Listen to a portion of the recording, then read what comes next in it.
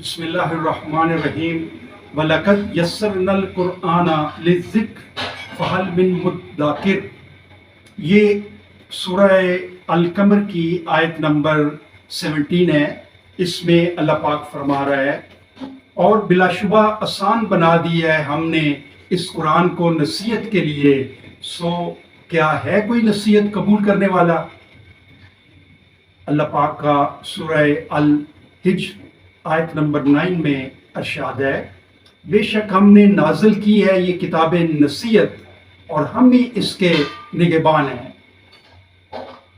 اس کے علاوہ اللہ پاک سورہ قیامت میں آیت نمبر 19 میں فرما رہا ہے، یقیناً ہمارے ذمے ہے اس کو جمع کرنا اور اس کو پڑھوانا، لہذا جب ہم اسے پڑھ رہے ہوں تو غور سے سنو اس کی قرت کو، پھر یقیناً ہمارے ہی ذمے ہے اس کا مطلب سمجھا دینا بھی۔